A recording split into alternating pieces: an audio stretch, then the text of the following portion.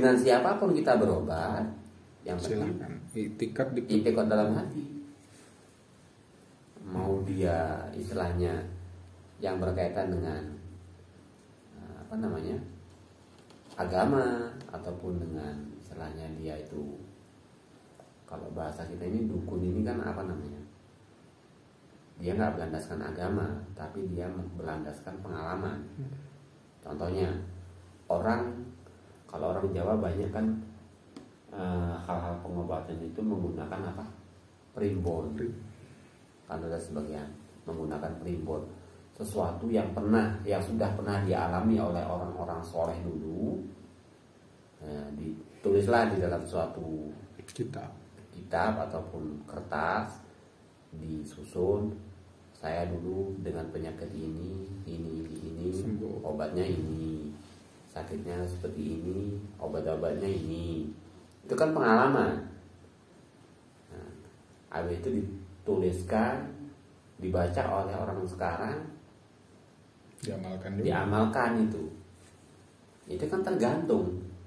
Kalau dia meyakini kitab itu sebab kitab itu saya sembuh, itu salah juga. Itu beda tipis saja bedanya, tipis saja. Itulah makanya. Itu tadi dari hatinya itu sebenarnya. Dan sifatnya yang salbiyah dan sifatnya yang subutiyah, dengan sekira-kira yang mengesahkan akan imannya. Yang intinya dalam ilmu tauhid di situ dibahas, yaitu berkaitan dengan mengenal kadar daripada mengetahui dengan dia dan Allah, sifat-sifat Allah, sifat Allah yang salbiyah, sifat-sifatnya yang subutiyah. Maksudnya subutiyah ini yang mungkin ada pada Allah, ada juga pada makhluknya. Cuma tetap beda. Sifat yang ada pada Allah ada pada manusia yang nggak sama. Misalnya Allah itu bersifat jamil, cantik. Nggak usah yang itu yang di dalam sifat 20 aja. Biasanya sami, basir, mendengar, melihat. Manusia juga lihat, kan gitu. Manusia juga mendengar. Cuma mendengarnya manusia dengan Allah beda. Kalau manusia mendengarnya pakai telinga, harus ada alatnya. Yang alatnya itu terdiri dari ada daun telinganya, ada lubangnya, ada kendangnya, ada sebagainya. Tapi kalau Allah jangan dibayangkan ke situ. Yang penting pokoknya Allah mendengarnya itu melebihi daripada manusia. Seperti apa? Ya wallahu alam. Dan kita nggak usah terus bayangkan. Jadi kayak mana? Kalau nggak pakai itu kayak mana? Itu nggak perlu dipikirkan. Pokoknya yang perlu kita pahami, pokoknya Allah mendengar. Yang mendengarnya Allah itu ya melebihi dari pendengaran manusia. Bahkan di dalam kitab itu disampaikan, bahkan berkaitan dengan melihat. Allah itu maha melihat. Yang melihatnya Allah itu tidak sama dengan makhluk. Kalau makhluk ini melihatnya terbatas. Misalnya terbatas, ya dia bisa melihat sesuatu yang ada pantulan cahayanya. Ketika di dalam suatu yang gelap, suatu yang hitam, nggak akan terlihat. Tapi Allah melihat. Allah bahkan melihat sesuatu yang hitam di batu yang hitam, di malam yang kelam. Kalau kita kan enggak. Kita bisa melihat sesuatu yang terang, yang bisa memantulkan cahaya. Coba kalau misalnya mati lampu aja, mati semua. Apa yang bisa kita lihat? Nggak ada. Tapi Allah tidak seperti itu.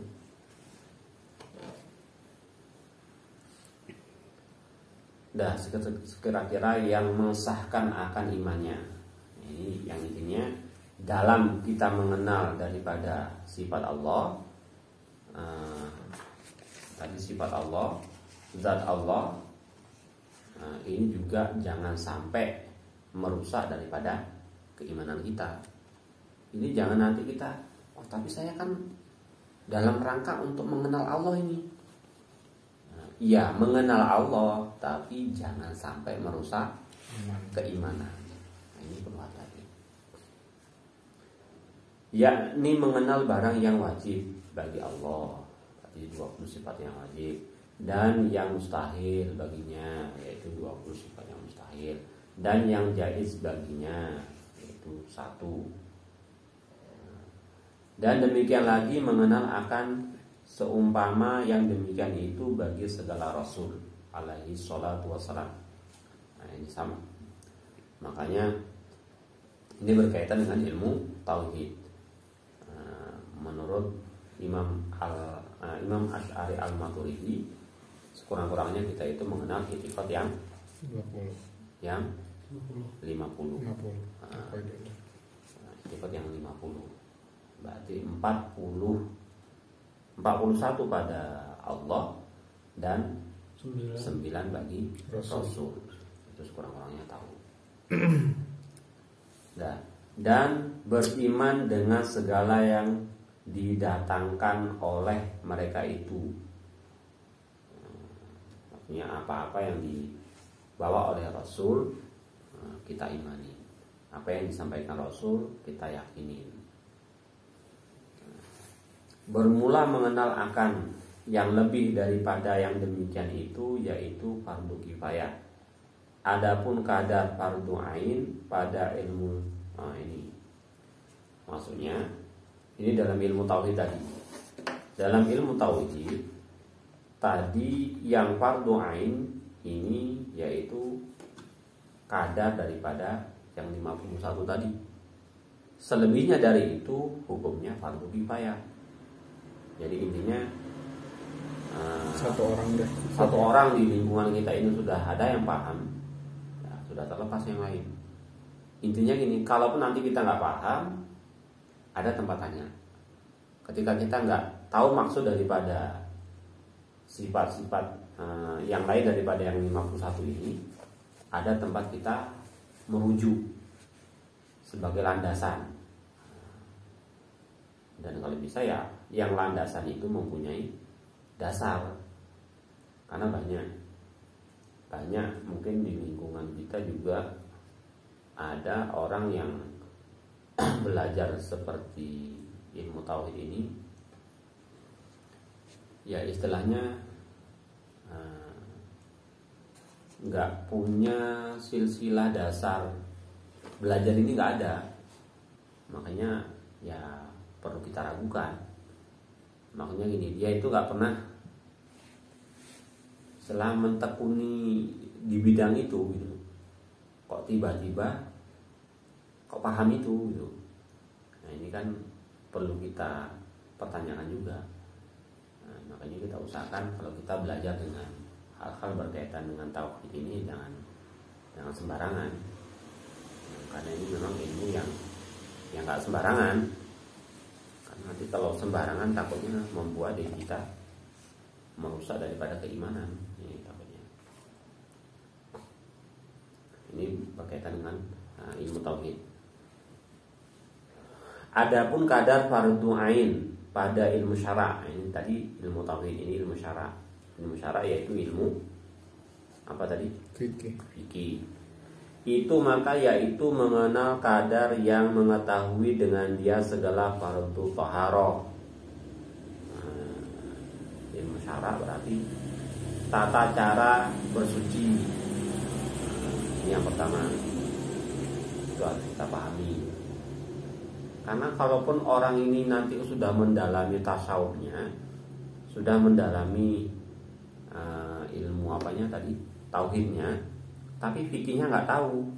Kayak mana fikihnya nggak tahu? Ya masalah bersucinya nggak tahu. Nah, ini kan merusak nanti. Ibadah sholat, dia tahu bahwa ibadah sholat itu adalah wajib, tapi bersucinya nggak tahu. Jadi nanti ketika dia sholat itu bagaimana? Apakah harus di tempat yang suci, berpakaian yang suci, dengan air yang suci. Nah, nanti kalau nggak tahu, ini kan merusak juga. Makanya perlu yang dasar adalah dalam syarat itu berkaitan dengan fardu toharo dan fardu sembahyang dan fardu puasa dan yang membatalkan akan dia dan fardu haji dan zakat dan sekalian membatalkan dia. Jadi intinya dimulai daripada rukun Islam. Nah, ilmu syara berarti itu dasar-dasar daripada rukun Islam. Syahadat, kalau syahadat ini sudah masuknya ke tauhid. Kalau syahadat tadi udah masuk ke tauhid tadi. Dan yang kedua mulai dari sholat. Sholat ini nanti yang paling dasar adalah toharoh, bersuci. Kalau bersuci nanti diawali ada ya alatnya bersuci. Nah, bersuci ini kan gak sebesarnya. Kita bersuci ini pakai apa? Pakai alat, ya alatnya. Kalau nanti kita masukkan lagi ke ilmu tasawufnya, dari bersuci pun udah kena. Contoh, alat yang kita pakai. Alat yang kita pakai ini ada kalanya alat itu milik kita sendiri. Ada kalanya alat itu milik umum. Ada kalanya alat itu milik orang. Kira-kira kalau kita bersuci ini pakai alat yang milik orang, bagaimana? Menurut pandangan tasawuf, ya kita harus minta izin.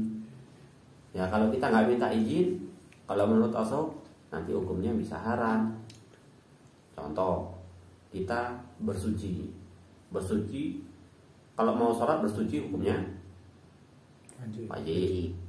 Nah, kalau bersuci pakai air hukumnya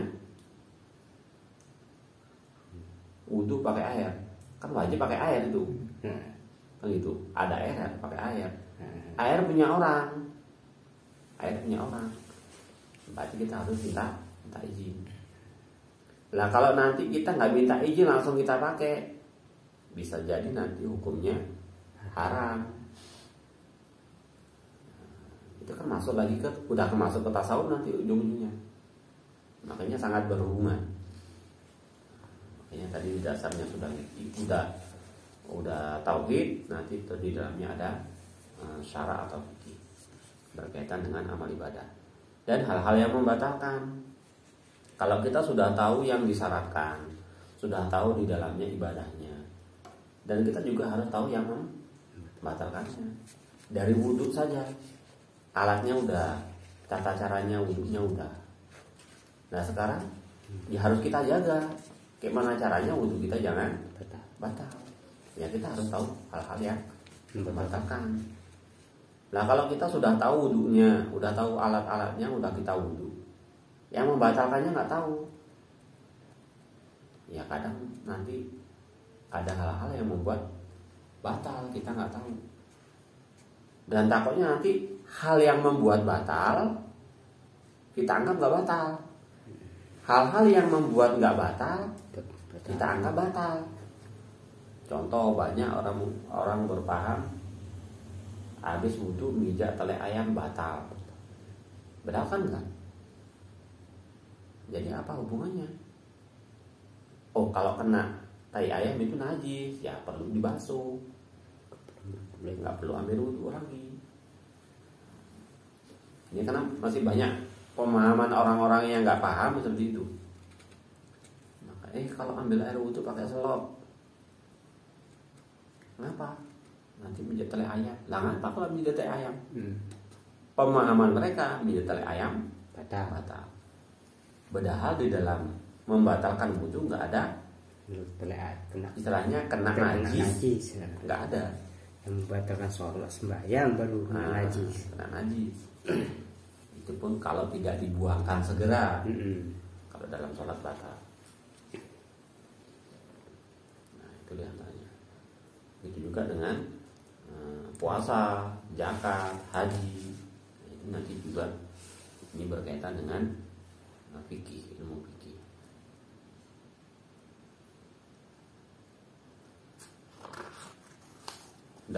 bermula yang lebih daripada itu yaitu fardu kifayah juga.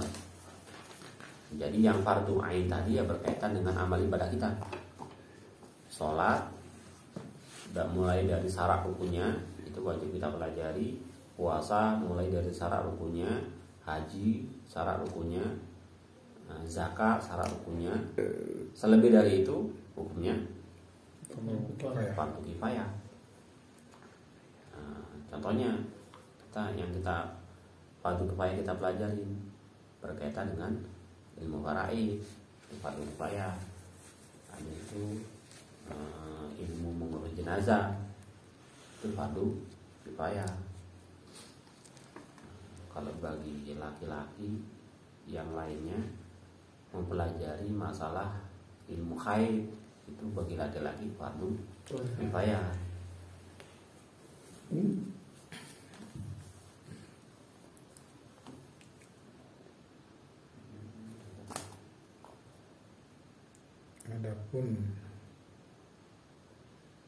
Adapun kadar fardu ain pada ilmu batin itu yakni ilmu tasawuf, maka yaitu barang yang sejahtera dengan dia segala amal yang zahir daripada fasad. Ini yang fardu ain. Maksudnya kalau dari segi ilmu batin, yang penting dalam amalan-amalan kita ini jangan sampai rusak. Jadi ilmu batin yang perlu kita yang hukumnya fardu ain bagi kita yang kita pelajari. Bagaimana caranya agar amalan-amalan yang kita kerjakan itu tidak rusak atau sejahtera untuk kita. Apa yang kita kerjakan ya sesuai dengan apa yang kita harapkan. Maksudnya jangan sampai cacat. Contoh, bagaimana caranya supaya sholat kita ya tidak rusak. Tidak rusak dari segi pahala. Contoh, kalau sholat kita sudah menyukupi syarat rukun berkaitan dengan ilmu fikih, sholat kita sah nggak? Sah. Tapi bagaimana kita sholat yang sudah pas syarat rukun melalui